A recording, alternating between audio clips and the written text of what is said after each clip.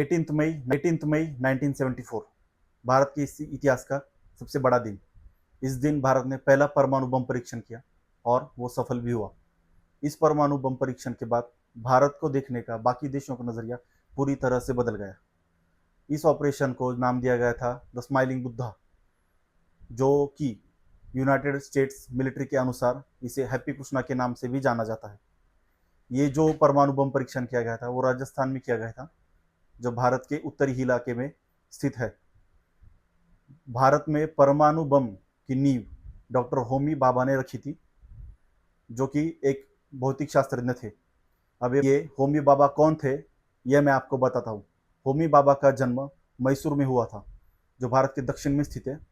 उसके पिताजी जहांगीर होमुरजी भाभा एक प्रसिद्ध वकील थे और उनके दाता होमुरजी भाभा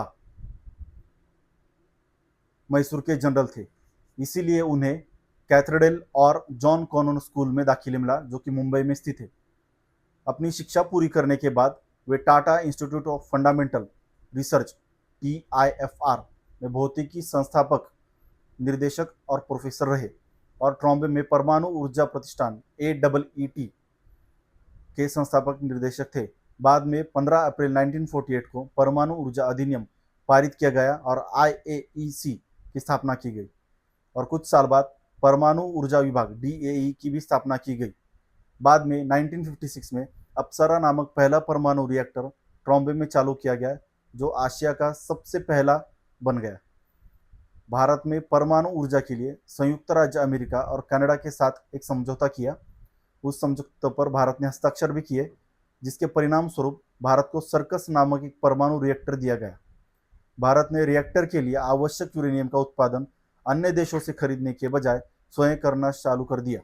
समझौता होने के बाद भारत ने परमाणु बम के लिए जो यूरेनियम लगता है वो इतर अन्य देशों से खरीदने के बजाय खुद उसका उत्पादन करना शुरू कर दिया। 1962 में जब भारत और चीन का युद्ध चल रहा था, उस युद्ध के दौरान चीन ने बहुत परमाणु हथियारों का उपयोग किया था। उस युद्ध में जब भारत को महसूस हुआ कि हमें भी परमाणु बम की और परमाणु हथियारों की ज़्यादा ज़रूरत पड़ेगी, तब भारत ने परमाणु बम और परमाणु हथियारों पर बनाने का ज़्यादा जोर दिया। उसके उसके बाद भारत ने अंतर्राष्ट्रीय स्तर पर फैले हुए सोवियत संघ के साथ करार कर लिया। हस्ताक्षर करने के बाद 1962 में परमाणु ऊर्जा अधिनियम में संशोधन किया गया। भारत में 1964 में पंडित जवाहरलाल नेहरू के निधन के बाद परमाणु ऊर्जा की प्रक्रिया थोड़ी धीमी हो गई, लेकिन भाभा ने 1964 में आने वाले प्रधानमंत्री लाल बहादुर शास्त्री को परमाणु विस्फोटक परियोजना को मंजूरी देने के लिए राजी कर लिया और शास्त्री ने विक्रम साराभाई को उस परियोजना का प्रमुख चुना। उस बम का डिजाइन कार्य भौतिक विज्ञानी राजा रमन्ना के मार्गदर्शन में शुरू हुआ, जिन्होंने 1966 में भाभा के निधन के बाद अनुसंधान जारी रखा। इस कार्य के लिए भाभा को एडम्स पुरस्कार 1942 से सम्मानित किया गया और होमी जहांगीर भाभा, जो उनका पूरा नाम है, उनको 1945 से 1966 तक इस परियोजना में महत्वपूर्ण योगदान दिया, जिस योगदान के लिए उन्हें बाद में पद्म भूषण 1954 से सम्मानित किया गया और 1951 तथा 1953 से 1956 में भौतिकी में नोबेल पुरस्कार के लिए नामांकित किया गया।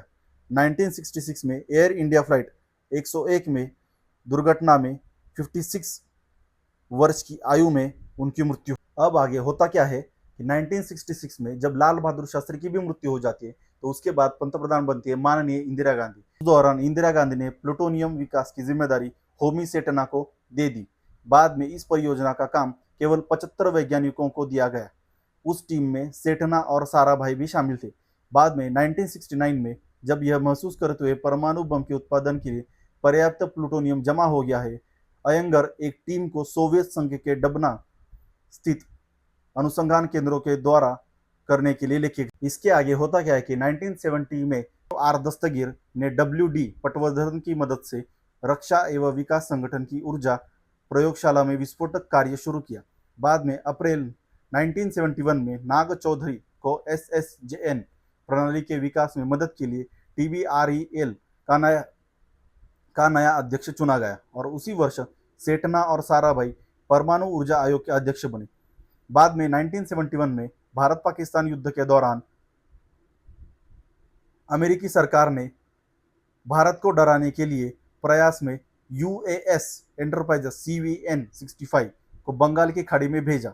सोवियत संघ ने उनके हस्तक्षेप को रोकने के लिए अपनी नौसेना भेजकर भारत का सपोर्ट किया और भारत को अमेरिका को जवाब दे दिया।